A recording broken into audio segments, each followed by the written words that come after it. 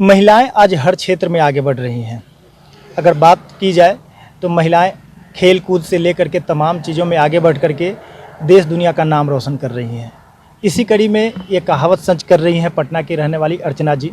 ये कैब चलाती हैं। तस्वीरें आपको दिखाना चाहेंगे सबसे पहले कि लगभग 2 सालों से कैब चला रही हैं और कैब चला करके घर का परिवार का भरण पोषण कर रही हैं। लेकिन कैब चलाने का मकसद कहाँ से आया, क्यों कैब चला रही हैं, इसके पीछे की परिस्थिति क्या है, हम इनसे ही बात करेंगे।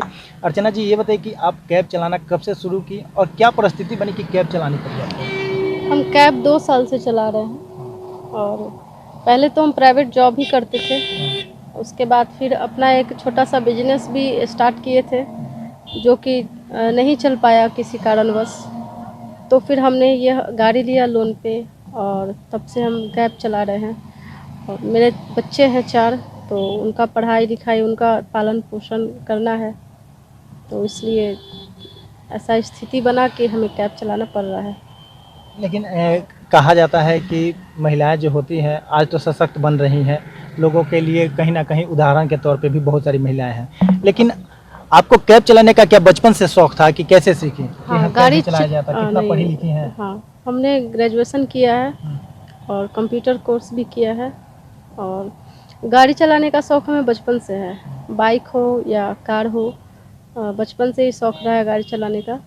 तो जो मेरा शौक़ है उसी को हम अपना कमाई का जरिया बनाना अच्छा समझे कि अगर हुनर है तो क्यों ना हम इसको अपने पेशा में शामिल करें, अपने हुनर को।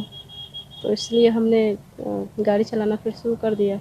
तो ये कैब का सपना कैसे पूरा हुआ? कैब को कैसे आपने लिया? जैसे कि आपने बोला कि बिजनेस भी किया था, कोई जॉब भी की थी आपने, तो जॉब के बाद बिजनेस करना, बिजनेस के बाद कैब चलाना, कैसे आपने कैब गाड़ी कैसे खरीदा? बहुत सा 3-4 प्राइवेट सेक्टर में काम किया है हमने। उसके बाद फिर हम सोचे कि क्यों ना अपना कुछ बिजनेस किया जाए। तो मसाला का स्टार्टअप किए हम पहले, फिर पैसों का दिक्कत हुआ। उसके सेटअप के लिए कम से कम तो 10 लाख चाहिए ही था। उद्यमी योजना का एक लोन का स्कीम निकला था, उसमें हम प्रयास किए थे कि लोन मिल जाए, लेकिन हो नहीं पाया। तो फिर उस काम को हम बंद कर दिए और फिर जो भी कुछ मेरे पास था अमाउंट, उसी से हम गाड़ी निकाले लोन पे। और तब से फिर उसके बाद फिर ओला उबर में टैग किए, फिर टूर एंड ट्रैवल वाले से संपर्क किए और भी आसपास के अगल बगल में और अपने कांटेक्ट से सभी को, रिश्तेदार में भी सभी को फिर हम अपना प्रचार किए कि भाई कहीं भी किसी को आना जाना हो तो हमसे संपर्क करें, गाड़ी बुक करें। हम सभी जगह आना जाना करते हैं, पूरे बिहार भर में आते जाते हैं। अब यहाँ सवाल ये उठ रहा है कि आप महिला होकर के कैब चला रही हैं, पैसेंजर को लेकर के जाते हैं, उसमें महिला पुरुष भी रहते होंगे, तो क्या मन में डर बना रहता है? हाँ, शुरू में तो डर तो हर काम में लगता है शुरुआत में, लेकिन ऐसा नहीं है कि सभी लोग मतलब ख़राब ही बैठे, नहीं, सभी लोग मेरे साथ जो भी लोग अभी तक बैठे हैं, सफ़र किए हैं, सब अच्छे लोग ही मिले हैं। तो ऐसा कोई डर वाली बात होती नहीं है। मतलब महिलाएं बहुत कम जो है गाड़ी चलाती हैं, वो भी पैसेंजर गाड़ी। आप चला रही हैं। बिहार के बारे में तो आप जानते हैं, बिहार के ही रहने वाली हैं, तो ये कहा जा रहा था कि बिहार का माहौल ठीक नहीं है। अब कितना चुनौतीपूर्ण? हाँ, चुनौतीपूर्ण तो है। बिहार में बहुत ही ज़्यादा चुनौतीपूर्ण है।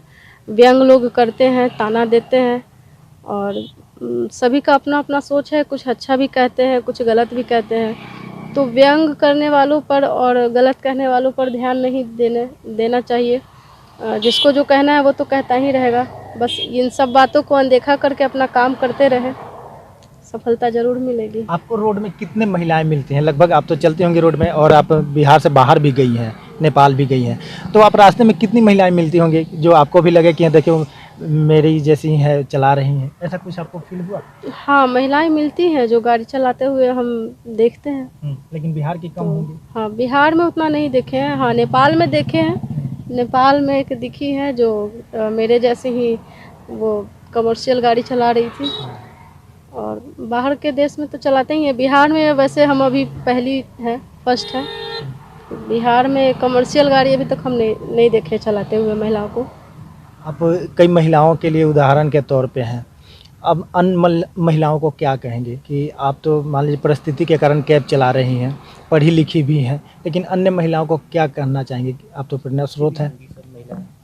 हाँ, पूछती हैं, इच्छा जाहिर करती हैं कि हमें भी सीखना है, तो इसके लिए हम ट्रेनिंग सेंटर खोलने वाले हैं। जो भी महिला सीखना चाहे वो सीखे आके हमसे, और जो इस फील्ड में आना चाहे वो आए, हम उनके साथ हैं, सपोर्ट में हैं। कब खोल रहे हैं ट्रेनिंग सेंटर? बस खोलेंगे जल्द।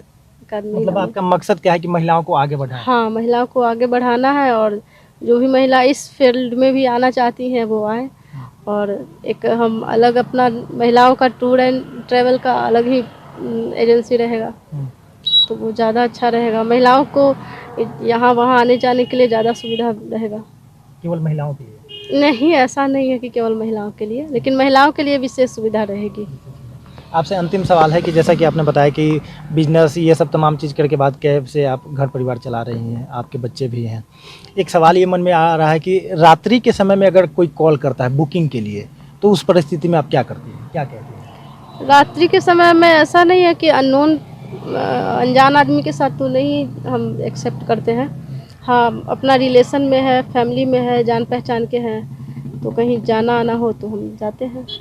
एक अंतिम सवाल और है कि आप रास्ते में माने राज्य से बाहर भी गई हैं, लेकिन कहीं ऐसा कभी परिस्थिति बनी कि आपको मन में डर हुआ हो, चाहे कुछ ऐसी कुछ घटना हुई हो? नहीं, ऐसी कोई घटना नहीं हुई है, इस तरह का कोई डर नहीं हुआ। कोई डर नहीं? नहीं।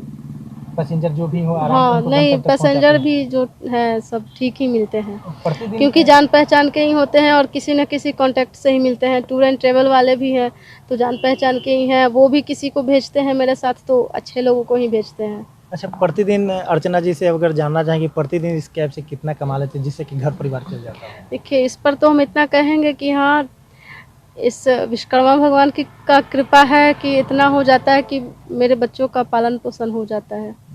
मेरा ज़रूरत आगे का सपना है कि आप ट्रेनिंग सेंटर खोलेंगे? हाँ, मेरा आगे का सपना है कि हम ट्रेनिंग सेंटर खोलें, और जो भी महिलाएं सीखना चाहें तो वो आके सीख सकती हैं हमसे।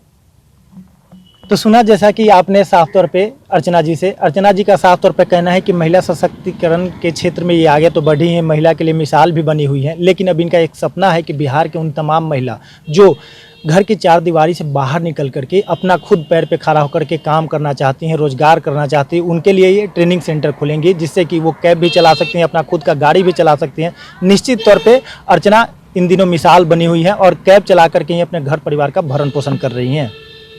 सहयोगी कृष्ण नंदन के साथ नीरज कुमार, ETV भारत, पटना।